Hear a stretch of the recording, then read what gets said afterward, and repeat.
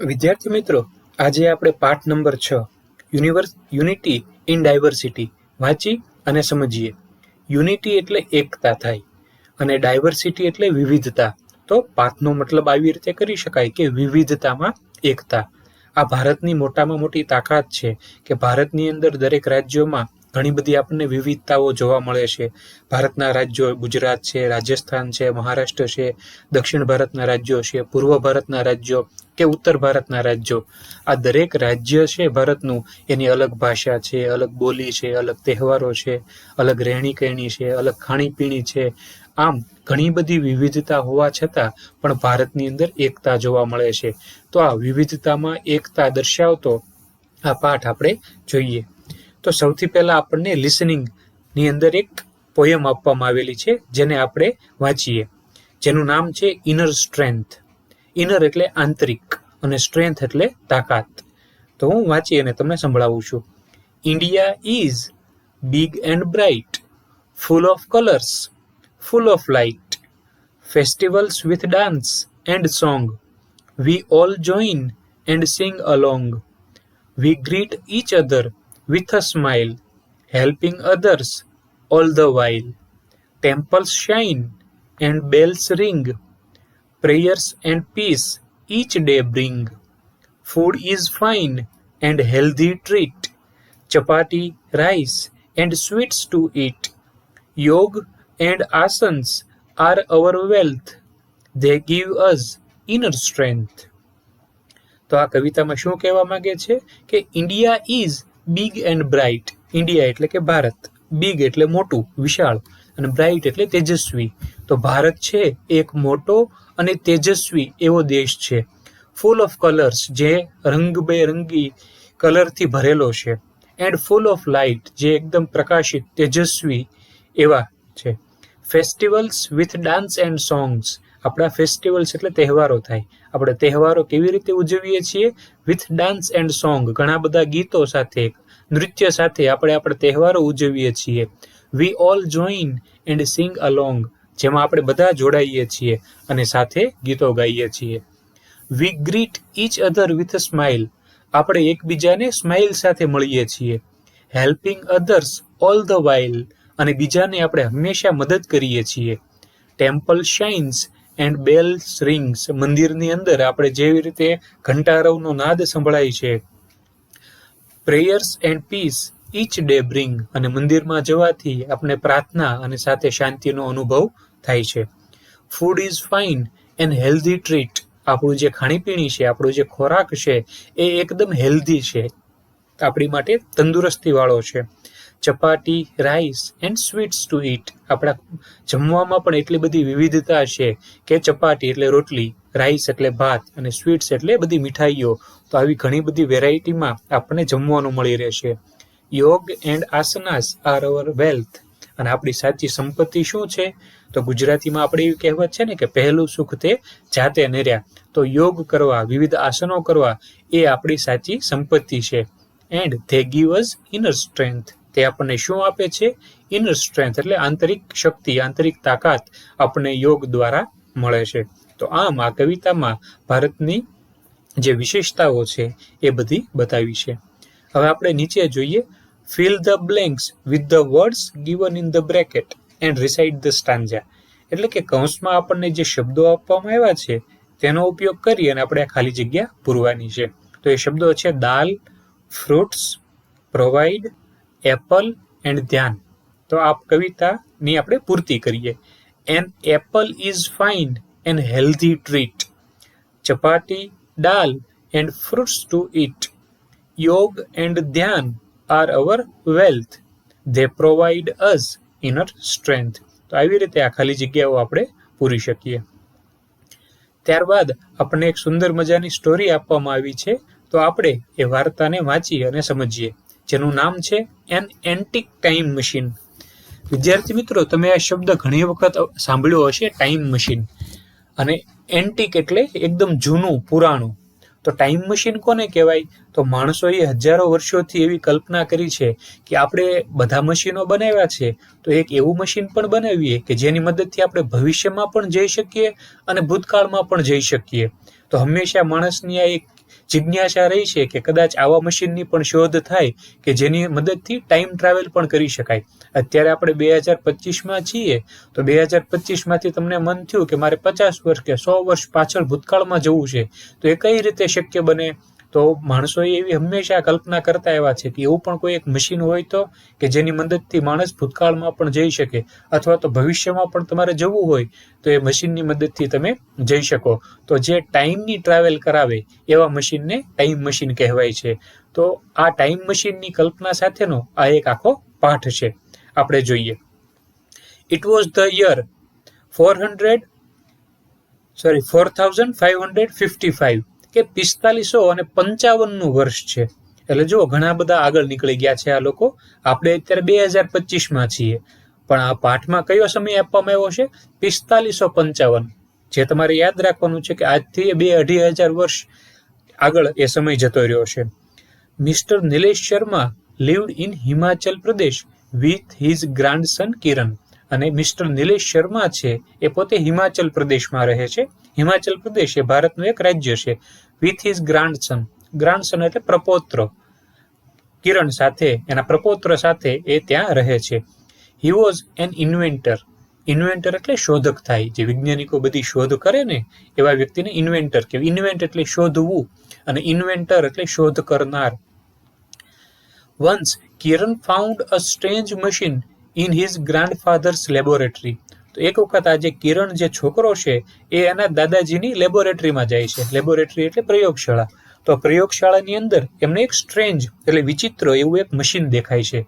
દાદાજી told him that it was a time machine. તો દાદાજી એમને કહે છે કે આ શું છે? તો કે આ ટાઈમ મશીન છે.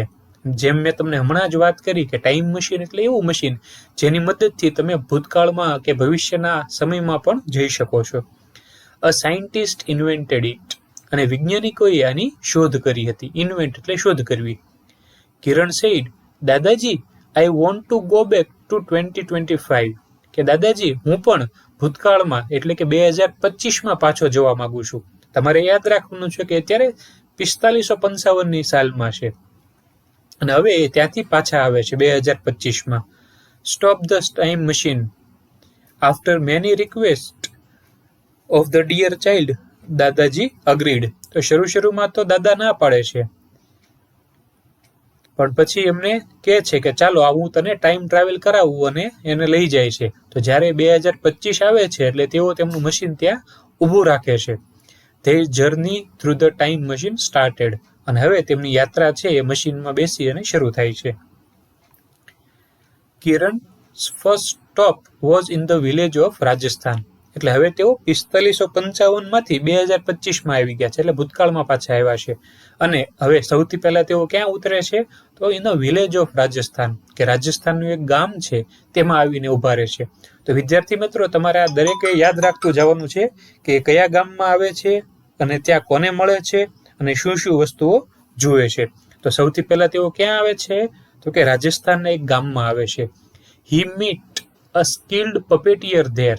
સ્કિલ્ડ એટલે કૌશલ્ય વાળો, અને પપેટિયર એટલે તમે બધા પપેટ કળા જોઈ છે ને, કઠપૂતળીની ના ખેલ, કે આંગળીની અંદર વિવિધ પ્રકારના પપેટ કઠપૂતળી બનાવી અને બધું એ કરવામાં આવે છે. તો સૌથી પહેલા તે એક પપેટિયરને ત્યાં કઠપૂતળી વાળાને મળે છે. The puppeteer told him about the ancient art of કઠપૂતળી. અને આ જે કઠપૂતળી બનાવવા વાળા વ્યક્તિ છે એ એને આ વિશે બધી વાત કરે છે. Kiran was amazed to see how his colourful puppets. અને આ કિરણ છે એ આ બધા કલરફુલ ભાતના રંગબેરંગી પપેટ જોઈ અને એને બહુ અમેઝડ, આશ્ચર્ય થાય છે. Next, Kiran reached a tribal village in Odisha. હવે રાજસ્થાનની મુલાકાત લીધા બાદ તેઓ ઓડિશાના એક ટ્રાઇબલ ગામમાં, આદિજાતિ વિસ્તાર જે હોય તેવા ગામમાં તે આવે છે. હી met a talented artist there. અને ત્યાં તેમને એક ટેલેન્ટેડ આર્ટિસ્ટ એટલે કલાકાર મળે છે. She showed him various designs and patterns of tribal painting. અને ત્યાં એ શું જોવે છે? વેરિયસ ડિઝાઇન્સ, વેરિયસ એટલે જુદી જુદી ભાતની ડિઝાઇન, અને પેટર્ન્સ ઓફ ટ્રાઇબલ પેઇન્ટિંગ, કે ટ્રાઇબલ જે પેઇન્ટિંગ હોય એ ત્યાં જુએ છે. Kiran came to know how art connected the people to their heritage. અને અહીંયા કિરણને એ શીખવા મળે છે કે કઈ રીતે આર્ટ એટલે કળા અને હેરિટેજ એટલે આપણો વારસો તો એ લોકોને એકબીજા સાથે જોડે છે. Then he went to Assam. ઓડિશાથી તેઓ આસામ તરફ જાય છે. There he knew about Bihu festival. અને આસામમાં જઈ અને તેઓ બિહુનો જે તહેવાર છે એના વિશે જાણે છે. There were 3 Bihu festivals namely Bohag Bihu, Magh Bihu and Kati Bihu. તો આ બિહુના જે 3 પ્રકારો છે એના વિશે એ ત્યાં જાણે છે. હી એન્જોયડ બિહુ ડાન્સ ધેર. અને ત્યાં તેમને બિહુ નૃત્ય છે, બિહુ ડાન્સ છે એની એ મજા માણે છે. After that Kiran enjoyed a festival in Punjab. ત્યારબાદ તેઓ આસામથી હવે પંજાબ તરફ આવે છે. તો પંજાબમાં એ શું જુએ છે? There he danced with farmers celebrating the harvest season. તો ત્યાં લણણીની સિઝન ચાલતી હોય છે એટલે ખેડૂતો સાથે ત્યાં ડાન્સ કરે છે અને લણણી જે હાર્વેસ્ટ સિઝન છે તેને તે એન્જોય કરે છે. He learned about the joyful tradition of Baisakhi. અને જે પંજાબમાં ઉજવાતો તહેવાર છે બૈસાખી તેનો ત્યાં એ આનંદ માણે છે, એના વિશે જાણે છે. Kiran's next adventure took him to Kerala. પંજાબથી તેઓ હવે આગળ આવે છે અને એઓ કેરળમાં જાય છે. હી met a master dancer there. અને ત્યાં કોને મળે છે? તો કે માસ્ટર ડાન્સર એક નૃત્યકાર છે તેને મળે છે. He saw difficult steps of Kathakali dance and learnt about the mask. અને ત્યાં એ શું જુએ છે? તો કે કથકલી જે નૃત્ય છે એના અઘરા સ્ટેપ વિશે જાણે છે અને માસ્ક કથકલી જ્યારે ડાન્સ કરવામાં આવતો હોય તો ચહેરા પર એ પ્રકારના મુખવટા બનાવવામાં આવતા હોય તો એના વિશે પણ એ જાણે છે. Finally Kiran visited a desert village in Kutch. અને છેલ્લે એ ગુજરાતનું કચ્છ છે ત્યાંના એક રણ વિસ્તારના ગામડામાં આવે છે. There he met a gifted weaver. અને ત્યાં એમને એક વીવર મળે છે. She showed him beautiful patterns and colours of traditional textiles. Textiles એટલે અહીંયા કાપડ ઉદ્યોગને લગતું થાય તો આપણા જે કાપડ હાથ બનાવટનું જે કાપડ કહેવાય તેની જુદી જુદી પેટર્ન અને એના રંગો છે એના વિશે એ જાણે છે. Kiran saw how every thread was telling a story. અને કિરણને એ વસ્તુ જાણવા મળે છે કે કેવી રીતે આના દરેક થ્રેડ દોરામાં ધાગામાં કંઈક વાર્તા સમાયેલી હોય એવું લાગે છે. Kiran realised that India's folk culture was a treasure of stories, art and tradition. કિરણને હવે એવું સમજાય છે કે ભારતનું જે ફોક કલ્ચર છે, લોક સંસ્કૃતિ છે એ એક પ્રકારનો ખજાનો છે. શેનો ખજાનો? ટ્રેઝર એટલે ખજાનો, ઓફ સ્ટોરીઝ એટલે વાર્તાઓ, આર્ટ્સ એટલે કળા અને ટ્રેડિશન્સ એટલે પરંપરાઓ. તો ભારતનું જે ફોક કલ્ચર છે, જે લોક સાહિત્ય સંસ્કૃતિ છે એ આખું છે એ ખજાનો છે. This time travel machine changed Kiran's life. અને આ મુલાકાતથી કિરણનું આખું જીવન બદલાઈ જાય છે. હવે એની નીચે કેટલાક પ્રશ્નો આપ્યા છે એ આપણે જોઈએ. What will you do if you get a time machine. કે માની લો કે તમને આવું કોઈ મશીન મળી જાય તો તમે શું કરો? તમારી પાસે એવું કોઈ મશીન હોય કે જેની મદદથી તમે ભૂતકાળમાં જઈ શકો અથવા તો ભવિષ્યમાં જઈ શકો તો તમે શું કરો? આનો જવાબ તમારે તમારા ક્લાસમાં ઊભા થઈ અને તમારા શિક્ષકની સામે તમારે આપવાનો છે. પછી બીજો પ્રશ્ન છે give a new title to the story. આ જે વાર્તાનું છે તો એનું શીર્ષક આપણને આપ્યું છે એન્ટિક ટાઈમ મશીન, પણ આના બદલે તમારે કોઈ બીજું નામ આપવું હોય વાર્તાને તો એ નામ તમે શું આપશો જે તમારે કહેવાનું છે. ત્રીજો પ્રશ્ન છે find out sentences with similar meaning from the story. એટલે કે નીચે આપણે જે આ 5 વાક્યો આપ્યા છે એના જેવો અર્થ ધરાવતા વાક્યો તમારે પાઠમાંથી શોધી અને લખવાના છે. તો એ આપણે જોઈએ. A weaver explain about the weaving tradition of clothes. એટલે કે જે વીવર છે, જે વણકર છે બરોબર, એમણે એની વિવિંગ ટ્રેડિશન, આ કાંતવાની જે પરંપરા છે કપડાની એના વિશે વાત કરી. તો વીવરની મુલાકાત એ ક્યાં લે છે? તો અહીંયા તમે જોઈ શકો છો છેલ્લેથી બીજા પેરેગ્રાફમાં. She showed him the beautiful patterns and colours of traditional textiles. તો આ એનો જવાબ આવશે. એટલે આ જે છે પહેલું વાક્ય એનો જવાબ આ જે મેં અંડરલાઇન કરેલી છે એ છે જે તમારે લખવાનો છે.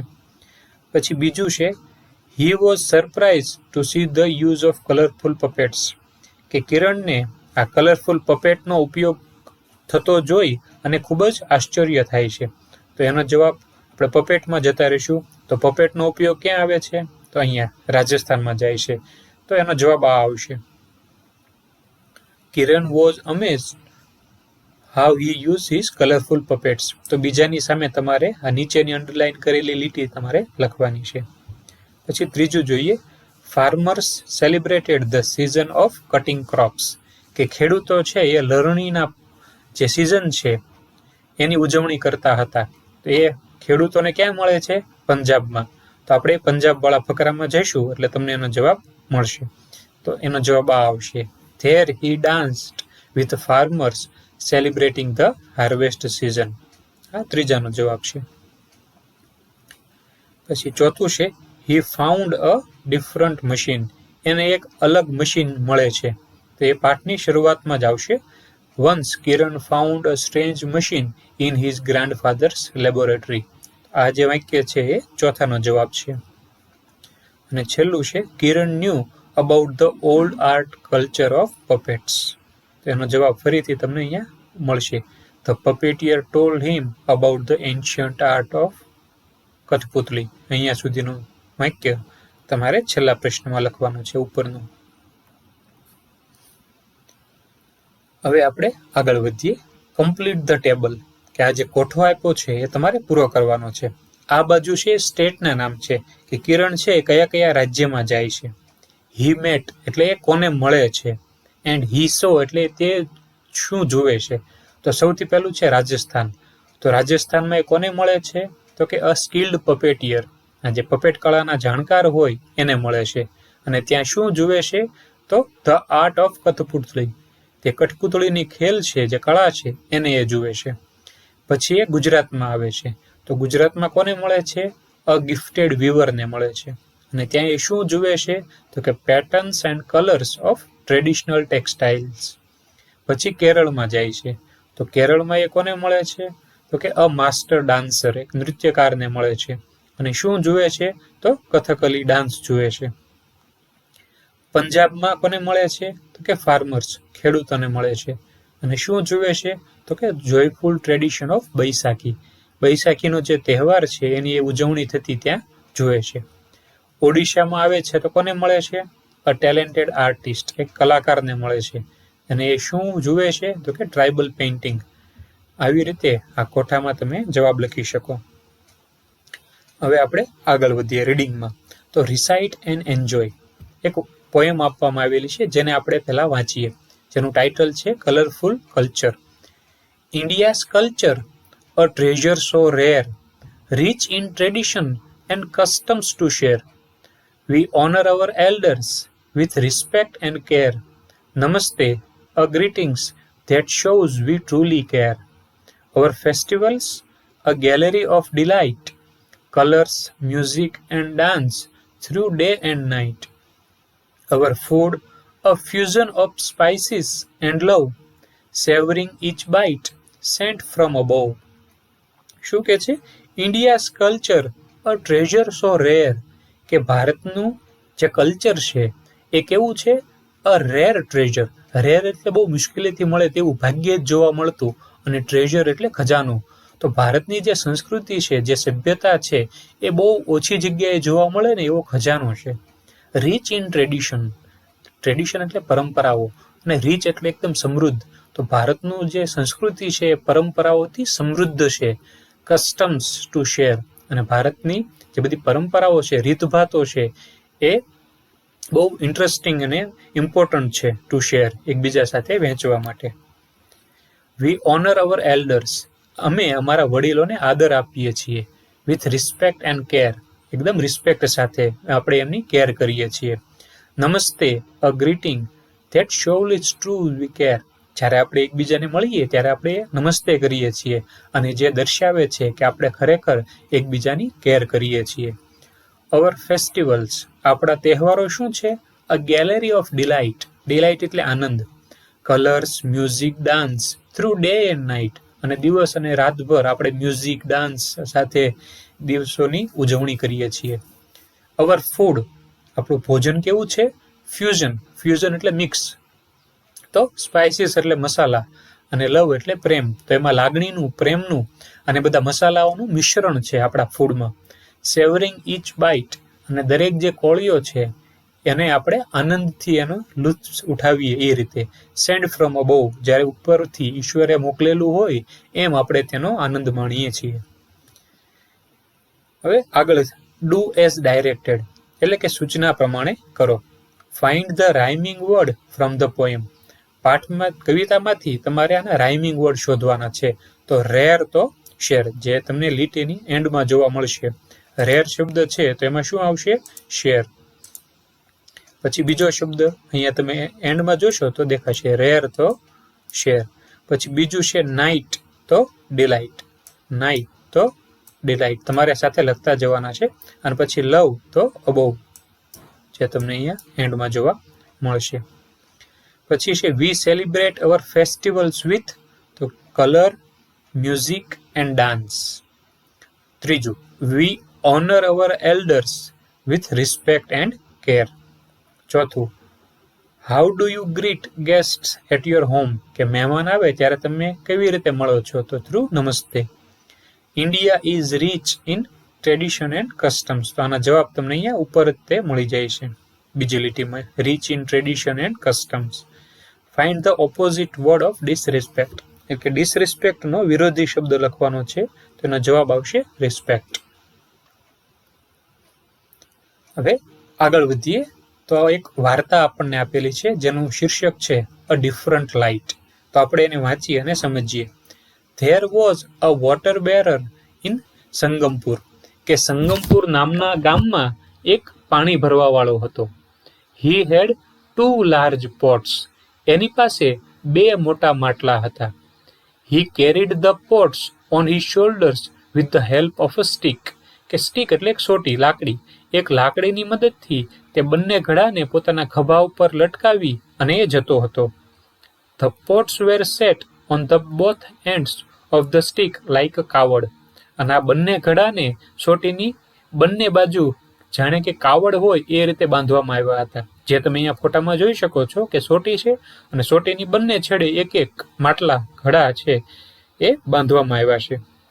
He deliver water to his master in those 2 pots, અને આ બંને માટલાની મદદથી એ એના માલિકના ઘરે પાણી ભરવાનું કામ કરતો હતો.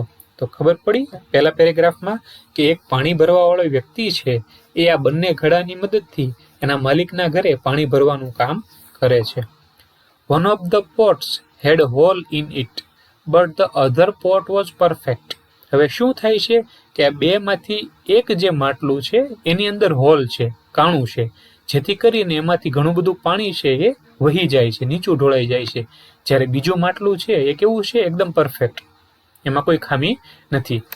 At the end of a long walk from the river to his master's house the first pot remained half filled and the other was full. હવે કેવું થાય છે કે કારણ કે એક માટલું છે એની અંદર હોલ છે, તૂટેલું છે, પરિણામે એ નદીએથી પાણી ભરી અને જ્યારે એના માલિકના ઘર સુધી પાછો જાય છે તો એક માટલું છે એમાંથી પાણી ઢોળાઈ જાય છે અને અડધું થઈ જાય છે. જ્યારે બીજું માટલું છે એ હતું તેમજ આખું ને આખું ભરેલું રહેશે. This continued for 2 months. આવું 2 મહિના સુધી ચાલે છે. The bearer delivered only 1.5 pots of water to his master's house.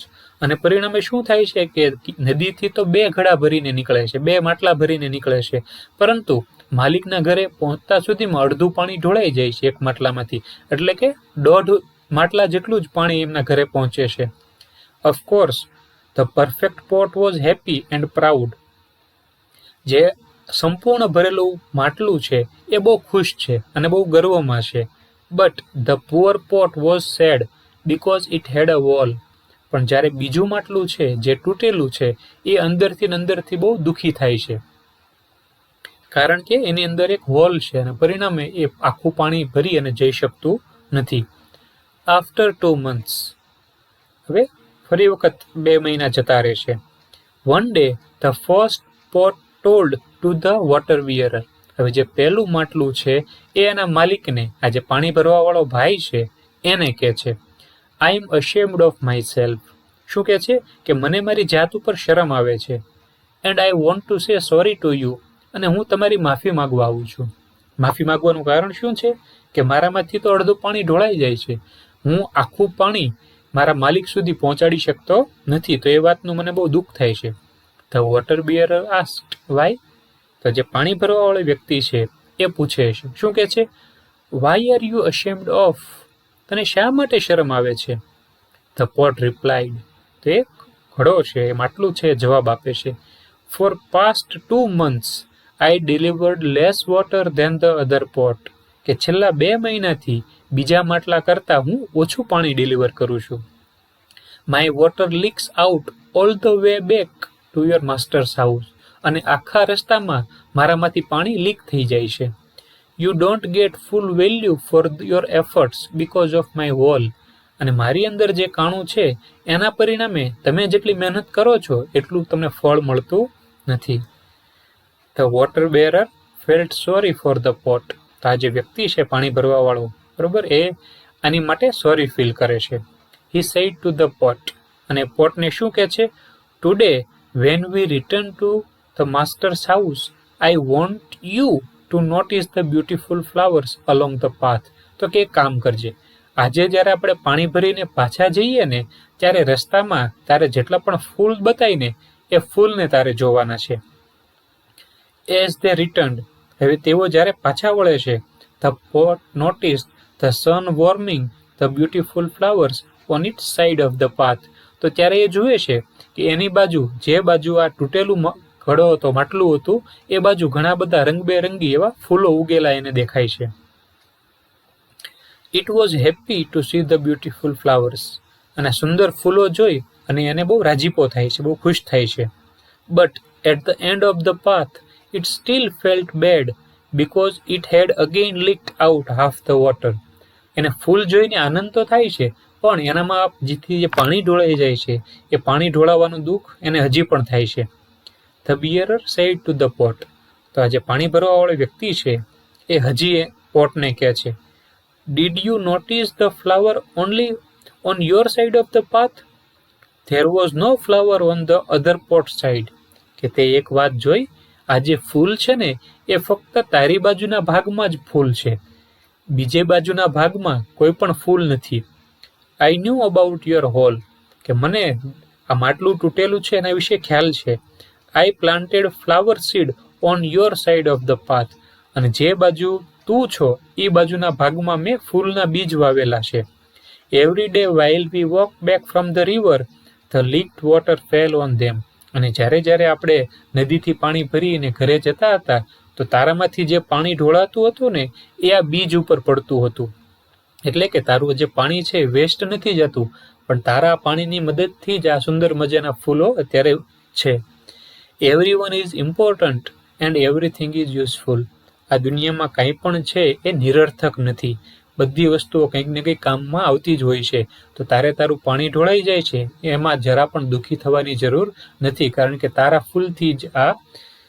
પાણીથી જ આ ફૂલો ખીલ્યા છે. આ ફૂલ જે દેખાય છે એ તારા પાણીની મદદથી જ છે. અને જ્યારે બીજી બાજુ જે આખો ભરેલો પોટ હતું, માટલું, એમાંથી પાણી લીક નહોતું થતું, પણ પરિણામે એ બાજુ ફૂલો ખીલ્યા નથી. તો તારે કોઈ પણ બાબતમાં શરમ કે સંકોચ રાખવાની જરૂર નથી. એ વાત એને સમજાવે છે. હવે આપણે આગળ જોઈએ. Write words that are related to the given words. તમને એક શબ્દ આપેલો છે અને એ શબ્દના રિલેટેડ મળતા એવા શબ્દો તમારે બાજુમાં લખવાના છે. દાખલા તરીકે ફ્લાવર. તો ફ્લાવર્સ એટલે ફૂલ. તો ફૂલને લગતા કેવા શબ્દો? તો કહી શકો કે બ્યુટીફુલ હોય, yellow, smell, lovely, soft, pretty, bunch, bouquet. આ બધા ફૂલ એવો શબ્દ તમે સાંભળો તો આ બધા શબ્દો તમારા મગજમાં આવે. તો તમને એવા બીજા 5 શબ્દો આપ્યા છે. વોટર, પોટ, વોટર એટલે પાણી, પોટ એટલે અહીંયા ઘડો અથવા માટલું, સીડ્સ એટલે કે બી, હાઉસ એટલે ઘર, અને વિલેજ એટલે ગામ. તો આના જેવા અથવા આને રિલેટેડ શબ્દો હોય એવા શબ્દો તમારે ખાલી જગ્યાની અંદર લખવાના છે. હવે આપણે આગળ જોઈએ. આન્સર ધ ક્વેશ્ચન, એટલે કે નીચેના પ્રશ્નોના જવાબ આપો. Where did the water bearer leave? આ વ્યક્તિ વોટર બિયરર છે એ ક્યાં રહેતો હતો? તો જવાબ આવશે the water bearer lived in Sangampur. બીજો પ્રશ્ન છે, why was the other pot happy? પહેલો ઘડો છે એ શા માટે ખુશ હતો? તો other pot was happy because it was perfect. ત્રીજું છે, what would you do with the first pot if you were the water bearer? કે આ વોટર બેરરની જગ્યાએ તમે હો તો તમે શું કરો? ચોથો પ્રશ્ન છે, write sources of the water. તમને પાણી ક્યાં ક્યાંથી મળે તેના સ્ત્રોતો લખવાના છે. તો કે રિવર એટલે નદી, પોન્ડ એટલે તળાવ, વેલ એટલે કૂવો, વગેરે વગેરે. જે જગ્યાએથી તમે પાણી ભરતા હો એ જગ્યાના નામ તમે અહીંયા લખી શકો. હવે આગળ જોઈએ તો write who said to whom. કોણ બોલે છે અને કોને કહે છે તે તમારે લખવાનું છે. For past 2 months I delivered less water than the other pot. કે હું છેલ્લા 2 મહિનાથી પેલા ઘડા કરતાં ઓછું પાણી આપું છું. તો કોણ બોલે છે? બ્રોકન પોટ બોલે છે. અને કોને કહે છે? વોટર બિયરરને. બીજું છે, my water leaks out all the way back from your master's house. કે આખા રસ્તામાં મારું પાણી છે એ ઢોળાઈ જાય છે. તો ફરી વખત કોણ બોલે છે? વોટર બિયરર બોલે, બ્રોકન પોટ બોલે છે અને વોટર બિયરરને કહે છે. ત્રીજું, you don't get full value for your effort because of my hole. કે મારા હોલને કારણે તમને તમારા મહેનતનું પૂરેપૂરું ફળ મળતું નથી. તો આ પણ બ્રોકન પોટ બોલે છે અને વોટર બિયરરને કહે છે. Today when we return to the master's house I want you to notice the beautiful flowers along the path. કે આજે જ્યારે આપણે માલિકના ઘરેથી પાછા જઈએ ત્યારે તું રસ્તામાં ઉગેલા ફૂલો જોજે. તો કોણ બોલે છે? વોટર બિયરર બોલે છે અને બ્રોકન પોટને કહે છે. Did you notice the flower only on your side of path? કે તે તારી સાઈડના ભાગમાં જ ફૂલો જોયા? તો આ પણ વોટર બિયરર બોલે છે અને બ્રોકન પોટ છે એને કહે છે. Study the table and answer the question.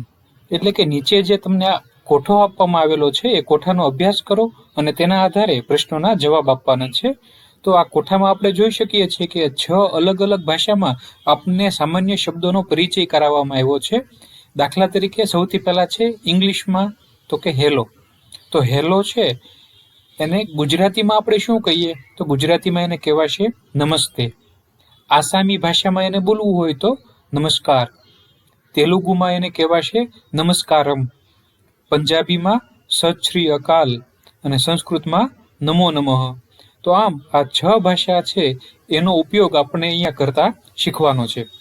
બીજું જોઈએ હાઉ આર યુ. તો હાઉ આર યુ એટલે ગુજરાતીમાં તમે કેમ છો. આસામીમાં એને શું કહેવાય છે? આપુની કેને આસે. તેલુગુમાં મીરુએલા ઉન્નરુ.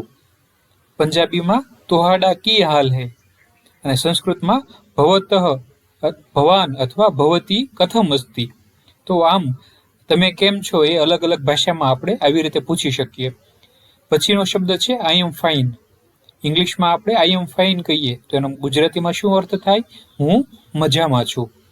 તો આસામીમાં આપણે હું મજામાં છું એમ કેવું હોય તો કઈ રીતે કહેવાય? મોઈ ભાલો આસુ. તેલુગુમાં નેનું બેગાનાનું એ રીતે તેલુગુમાં કહી શકાય. પંજાબીમાં મેં વડિયા.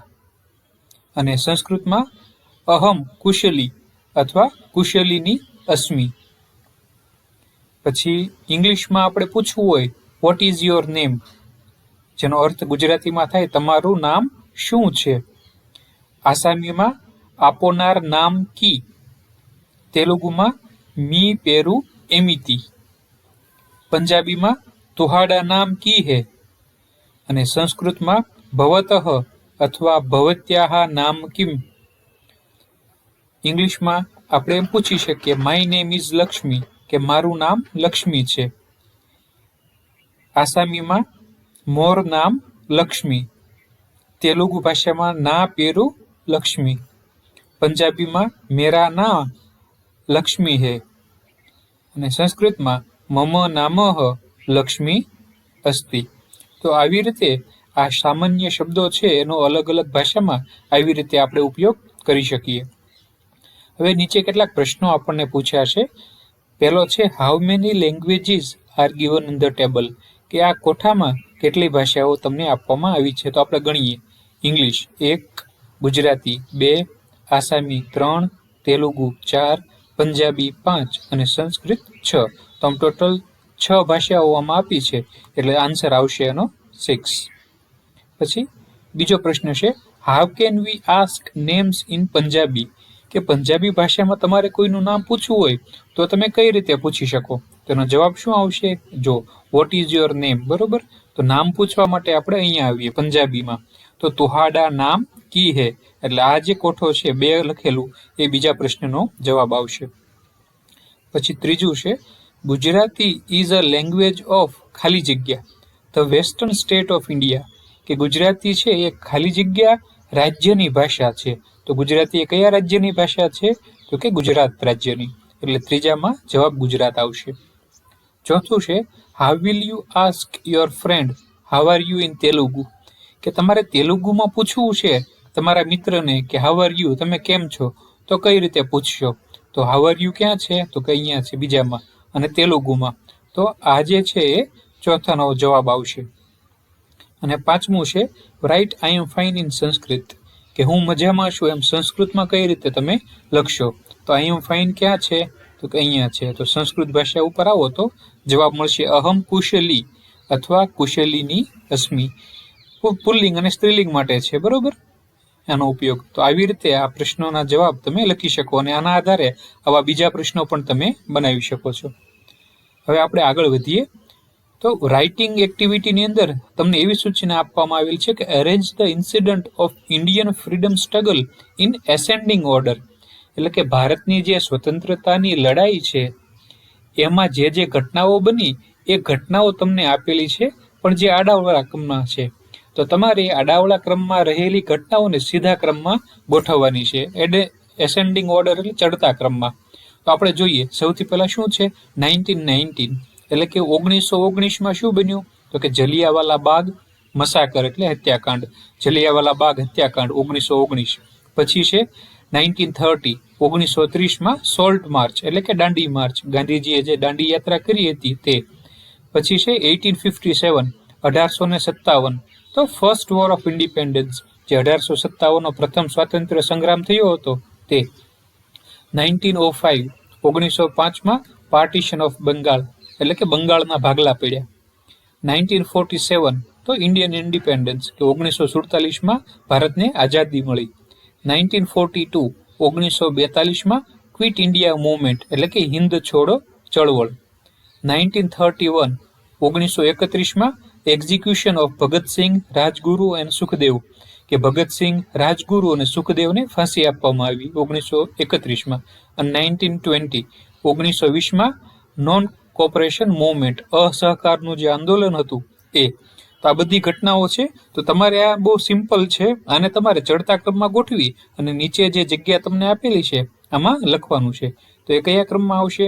તો સૌથી પહેલા 1857, બીજા નંબરે 1905, ત્રીજા નંબરે 1919, ચોથા નંબરે 1920, પાંચમા નંબરે 1930, છઠ્ઠા નંબરે 1931, સાતમા નંબરે 1942 અને આઠમા નંબરે 1947.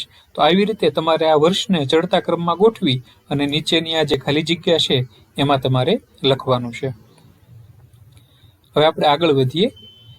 Read the report on the celebration day of international yoga day, કે આંતરરાષ્ટ્રીય યોગ દિવસની ઉજવણી થઈ છે એનો રિપોર્ટ, અહેવાલ આપણને આપેલો છે, જે આપણે વાંચીએ. એનું શીર્ષક છે celebration of international yoga day, આંતરરાષ્ટ્રીય યોગ દિવસની ઉજવણી. ડેટ છે 21 જૂન 2025 સેટરડે, કે 21મી જૂન 2025 અને શનિવાર. પ્લેસ, તેનું સ્થળ કયું છે? તો સરસ્વતી મંદિર પ્રાઇમરી સ્કૂલ, છોટાઉદેપુર. આ જગ્યાનો આ અહેવાલ છે.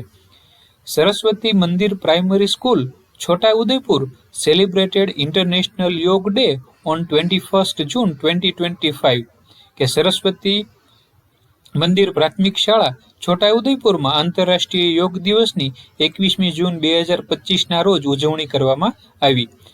With great enthusiasm and spirit, કે એકદમ ઉત્સાહથી, ઉમંગથી, ઉલ્લાસથી આ દિવસની ઉજવણી કરવામાં આવી. The aim of the event was to create awareness for the યોગ. અને આ દિવસ ઉજવવાનો ઉદ્દેશ્ય એ હતો કે લોકોમાં યોગ કરવામાં જાગૃતિ આવે, યોગ સંદર્ભે લોકો જાગૃત થાય તે માટે આ દિવસની ઉજવણી કરવામાં આવી. The theme for this years international yoga day was યોગ ઇન ડેઇલી લાઈફ. અને આ વખતના યોગ દિવસની થીમ શું હતી? તો કે યોગ ઇન ડેઇલી લાઈફ, રોજબરોજના જીવનમાં લોકો યોગનો ઉપયોગ કરતા થાય એ આ દિવસની મુખ્ય થીમ હતી. The event began at 7 AM. યોગ દિવસની શરૂઆત સવારે 7 વાગ્યે થઈ. The students and teacher gathered on the playground. વિદ્યાર્થીઓ અને શિક્ષકો શાળાના મેદાનમાં ભેગા થયા. It was inaugurated by district primary education officer. Inauguration એટલે ઉદ્ઘાટન થાય, તો કાર્યક્રમનું ઉદ્ઘાટન છે એ જિલ્લા પ્રાથમિક શિક્ષણ અધિકારીના હસ્તે કરવામાં આવ્યું. He talk about importance and benefits of yoga in his speech. અને તેમણે પોતાના વક્તવ્યમાં યોગના લાભ વિશે અને યોગના મહત્વ વિશે વાતો કરી. Our principal spoke about physical and mental health. અને અમારા શાળાના આચાર્યએ ફિઝિકલ અને મેન્ટલ એટલે કે શારીરિક અને માનસિક હેલ્થ અંગે વાત કરી. A trainer taught us different asanas and pranayams. અને જે ટ્રેનર હતા, જે યોગ શીખવવાવાળા વ્યક્તિ આવેલા હતા, તેમણે અમને આસન અને પ્રાણાયામ વિશે શીખવ્યું. The celebration of international yoga day was very successful. આવી રીતે ખૂબ જ સફળતાપૂર્વક આ દિવસનું આયોજન અને ઉજવણી કરવામાં આવી. It inspired us to practise yoga daily. અને આમાંથી અમને રોજ યોગ કરવાની પ્રેરણા મળી. Report prepared by Kanubhai Baraiya. આ રિપોર્ટ કોણે લખ્યો છે? તો કે કનુભાઈ બારૈયાએ. તો આવી રીતે ટૂંકમાં આખા દિવસમાં જે કાંઈ પણ ઘટના બની હોય એનું આપણે જ્યારે સંક્ષિપ્તમાં વર્ણન લખીએ તો એને રિપોર્ટ લખ્યો કહેવાય. રિપોર્ટ એટલે શું? તો કે કોઈ પણ ઘટના હોય, કોઈ પણ દિવસની ઉજવણી કરી હોય તો એ દિવસ દરમિયાન બનેલી જે કાંઈ પણ નાની નાની વાતો છે, ઘટનાઓ છે, એને ટૂંક સ્વરૂપે રજૂ કરવી તેને રિપોર્ટ કહેવાય. તો નીચે તમને બીજો એક રિપોર્ટ આપવામાં આવેલો છે, પણ તે આડાવળા ક્રમમાં ગોઠવાઈ ગયેલો છે. તો તમારે એ ક્રમ આડાવળો છે એને વ્યવસ્થિત સીધા ક્રમમાં ગોઠવી અને ફરીથી લખવાનો છે. તો આખો રિપોર્ટ હું વાંચતો નથી, પણ જે નંબર આપેલા છે એ જવાબમાં એ પ્રમાણે તમારે સીધા ક્રમમાં ગોઠવી અને લખવાનો છે. જે પહેલો ભાગ છે એ નંબર 5 છે, પછી આ જે છે એ 3જા નંબરે છે, ડેટ અને પ્લેસ છે એ બીજા નંબરે આવશે, આ ફકરો છે 4થા નંબરે, અને સૌથી પહેલું છે બ્લોક લેવલ સાયન્સ ફેર એ 1 નંબર ઉપર. તો આવી રીતે તમારે એને સીધા ગોઠવી અને એ જવાબ લખી નાખવાનો છે. ત્યારબાદ આપણે લેંગ્વેજ ફંક્શન જોઈએ. તો લેંગ્વેજ ફંક્શનમાં સ્ટડી ધ સેન્ટેન્સીસ. નીચે તમને જે કેટલાક વાક્યો આપ્યા છે એનો અભ્યાસ કરો.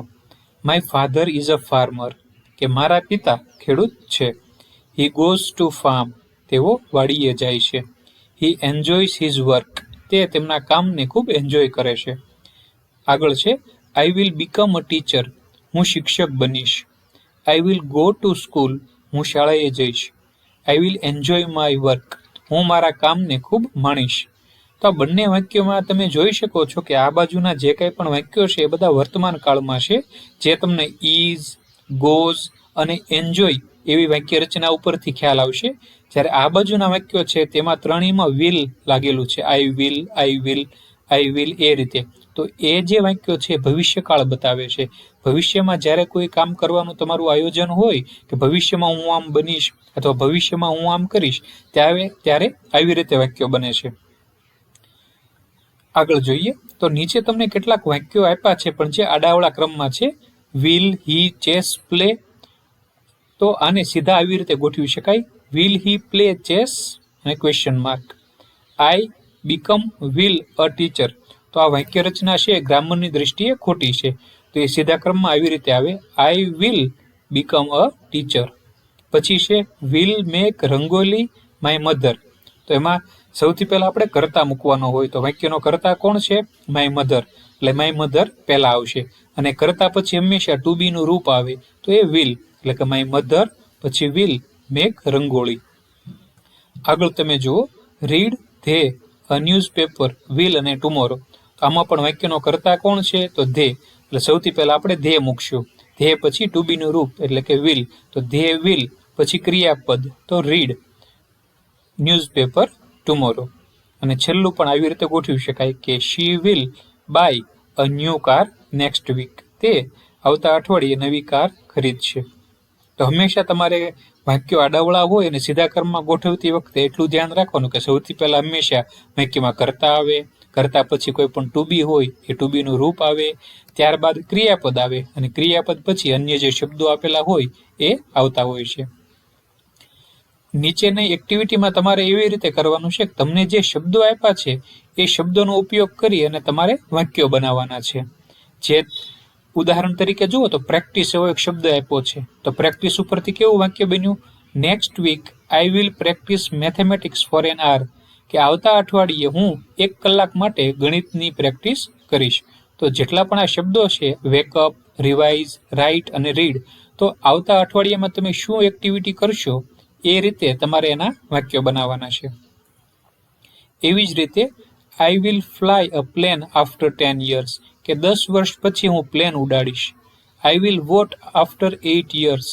8 વર્ષ પછી હું મત આપીશ. તો આવા બીજા 4 વાક્યો તમારે આઈ વિલનો ઉપયોગ કરી અને બનાવવાના છે. વોકેબ્યુલરીમાં જોઈએ તો તમને એવી સૂચના આપી છે કે arrange the jumble letters and make a meaningful words. આ જે શબ્દો છે થોડાક આડાવળા થઈ ગયા છે, જમ્બલ્ડ થઈ ગયા છે, તો એ શબ્દોને તમારે સીધા કરી અને એક અર્થપૂર્ણ શબ્દ બનાવવાનો છે.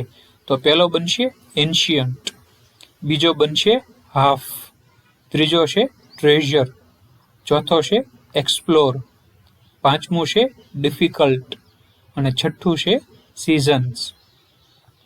એવી જ રીતે એની પછીનું છે એ, ઈ, આઈ, ઓ અને યુ. આ 5 શબ્દોનો ઉપયોગ કરી અને જે તમારે સ્પેલિંગ અધૂરા છે એ પૂરા કરવાના છે. તો પહેલું બનશે WEAVER, વીવર. બીજું છે HARVEST એટલે કે હાર્વેસ્ટ. ત્રીજું છે DOCTOR એટલે કે ડોક્ટર.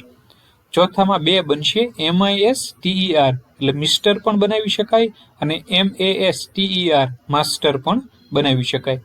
પાંચમું છે BEAUTIFUL બ્યુટીફુલ અને છઠ્ઠું છે HERITAGE એટલે કે હેરિટેજ.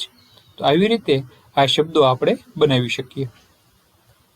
ત્યારબાદ આગળ વધીએ તો make a meaningful sentence using the word. એટલે કે તમને આ જે 5 શબ્દો આપ્યા છે એ 5 શબ્દોનો ઉપયોગ કરીને તમારે વાક્ય બનાવવાના છે. પહેલું છે કલ્ચર. તો કલ્ચર એટલે આપણી સંસ્કૃતિ. તો અવર કલ્ચર ઇઝ રીચ. આપણી જે સંસ્કૃતિ છે, આપણો જે વિશાળ વારસો છે એ બહુ સમૃદ્ધ છે. બરોબર. તો એવી જ રીતે ડિઝાઇન, મશીન, લેબોરેટરી, થ્રેડ અને પેટર્ન. તમે પાઠ વાંચશો હમણાં આપણે જે પૂરો કર્યો તો એમાંથી પણ તમને આ શબ્દોને લગતા વાક્યો મળી જશે અને તમે આવા સાદા અને સરળ વાક્યો તમારી જાતે બનાવીને પણ લખી શકો છો. નીચેની એક્ટિવિટી છે સ્પીકિંગ, એટલે કે હું બોલું અને તમારે પણ મારી સાથે બોલવાનું છે.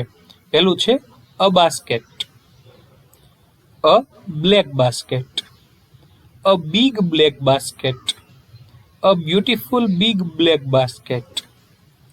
બીજું છે Rohan, Rohan and Sohan, Rohan, Sohan and Mohan, Rohan, Sohan and Mohan play, Rohan, Sohan and Mohan play basketball, Rohan, Sohan and Mohan play basketball on a playground, Rohan, Sohan and Mohan play basketball on a big playground, Rohan, Sohan and Mohan play basketball on a big playground on Monday. તો આવી રીતે આ શબ્દોને તમારે વાંચવાના છે. પછી છે ડુ ઇટ યોર સેલ્ફ, કે આ નીચે જે તમને કોઠો આપ્યો છે એ તમારે જાતે પૂરો કરવાનો છે. તો તમને એની સૂચના આપી દઉં. સૌથી પહેલા છે ડાયરેક્શન્સ. ડાયરેક્શન એટલે દિશાઓ થાય. તો જે મુખ્ય 4 દિશાઓ છે ને, ઉત્તર, દક્ષિણ, પૂર્વ, પશ્ચિમ, તો એ 4 દિશાઓ છે. તો સૌથી પહેલી છે એમાં વેસ્ટ. વેસ્ટ એટલે પશ્ચિમ. તો પશ્ચિમનું રાજ્ય કયું છે? તો સ્ટેટ એટલે રાજ્ય, તો ગુજરાત. તો એની ભાષા કઈ છે? તો કે ગુજરાતી. લેંગ્વેજ એટલે ભાષા. ફેમસ ફૂડ એટલે ત્યાંનું પ્રખ્યાત ખોરાક શું? તો કે રોટલા, થેપલા, ઊંધિયું, ઢોકળા. ત્યાંનું ફોક ડાન્સ કે સોંગ કે આર્ટ શું? તો ગરબા. અને સેન્ટેન્સ તો garba is the folk dance of Gujarat.